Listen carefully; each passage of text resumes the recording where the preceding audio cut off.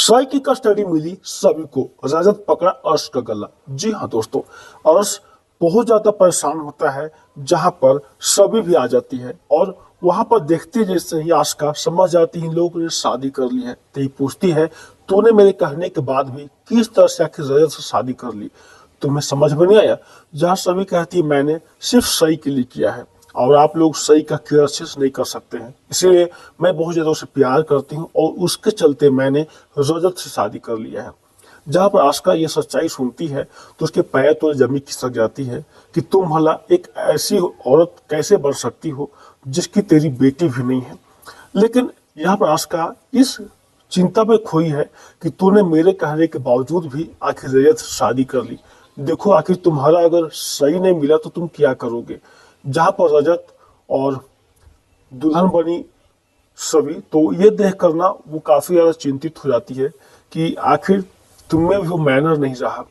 खैर चलो, जहां पर जो है इधर सई को वॉशरूम लगता है और अर्श सोचता है कि मैं कैसे करूं, तभी नैनी को बोलता है और साथ में जो है वो चला जाता है वॉशरूम कराने के लिए उसको। जहां पर वो जो है वहां पर दिमाग लगाता है और इधर जो है जिस तरह से आशका सभी को डांट रही होती है, सभी बस चुप रह जाती है। कहती है कि हम जो है ना पहले ही बता चुके हैं और हमें कोई पैसे की लालच नहीं है। जहां आशका जो सारी बात वो कहती है कि पैसे के लिए तूने किया है, अच्छे खासा कुछ मिलेगा तो कोई करेगा ही।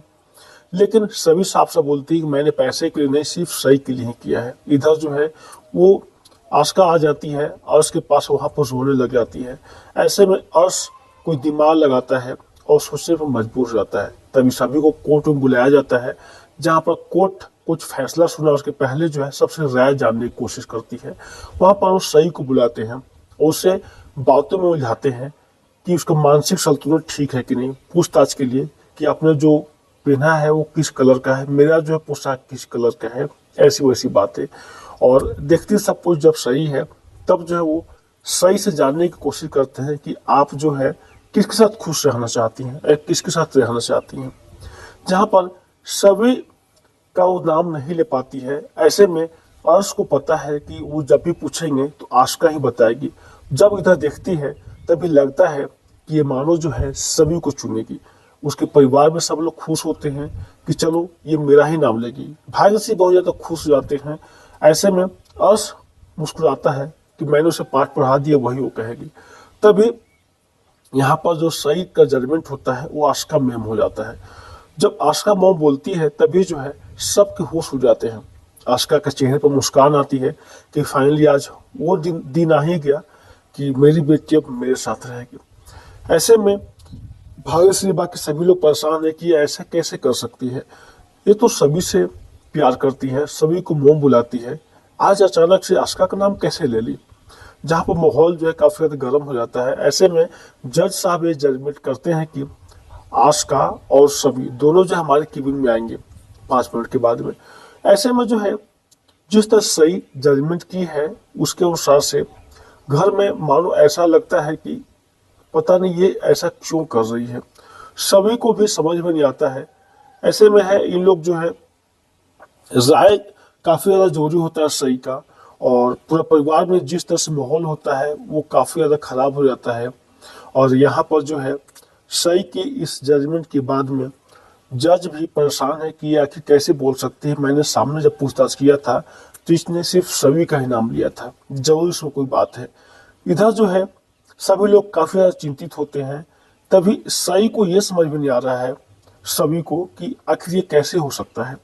यहाँ पर जज साहब जिस तरह से सब कुछ कह देते हैं तो सभी लोग वहां पर चले जाते हैं। कुछ मिनट का वहां ब्रेक हो जाता है और फिर पूछताछ के लिए बुला लेते हैं पहले आशका को। तो आशका जो है अपने धन संपत्ति को लेकर बहुत ज्यादा बोलती है, उसके मैंने नैनी इतना सारा रखे हैं। तो कियान की बात आती है तो कियान को मैंने हॉस्टल में रखा है, बहुत बड़े हॉस्टल महाराष्ट्र का है वहां पर, और मैं इसी तरह से अपने सही को भी कर दूंगी, कोई दिक्कत इसको नहीं होगा कभी भी, इसलिए आप मुझे उसकी कस्टडी दीजिए। इधर जो है आशका जिस तरह से बातें करती है यहाँ पर जज को समझ में आया था सारी बात क्या है, और उसके बाद वो चली जाती हैं। वो बार बार यही बोलते हैं कि प्लीज सर की कस्टडी मुझे ही दीजिएगा। फिर जो है जज बुलाते हैं सभी को और उससे पूछताछ करते हैं। कि आपने शादी जो किया है क्या सही को प्राप्त करने के लिए किया है या कस्टडी लेने के लिए? बोलती हाँ, मैंने रजत से सिर्फ सही के लिए शादी किया है और मैं सही से बहुत ज्यादा प्यार करती हूँ। बट हमें ये नहीं पता कि आप किसको कस्टडी देंगे सही का। बट हम ये चाहते हैं कि आप आस्था को देंगे ना, तो आप प्लीज एक दिन सप्ताह में हमको समय दीजिए उसे मिलने के लिए, क्योंकि मैं उसे बहुत ज्यादा प्यार करता हूँ, उसके बिना नहीं रह सकती हूँ। बाकी आपके ऊपर डिपेंड करता है आप क्या करना चाहती हैं। और सभी का जो जजमेंट होता है ना, वो जज को बहुत ज्यादा पसंद आता है। इसकी बात करने के तरीके, उसको रख रखाव के तरीके, उसे माँ बाप का एक प्यार मिलना चाहिए, वो प्यार जिसके लिए प्यासी है। तो ऐसे में जज को सारा कुछ समझ में आता है कि हमें क्या करना है और क्या नहीं। सभी जो है सारी बात जज के सामने खुल कर रख देती है, जहां पर जज जो है जजमेंट करने के बाद सभी को छोड़ देते हैं। यहाँ पर दूसरी तरफ में जो है अर्श आ जाता है, जहां पर रजत रहता है और कहता है देख ले तेरी बेटी अब तुझसे दूर हो रही है, और तू ना ये ध्यान रख कि कहीं कंपनी तेरे से दूर ना हो जाए।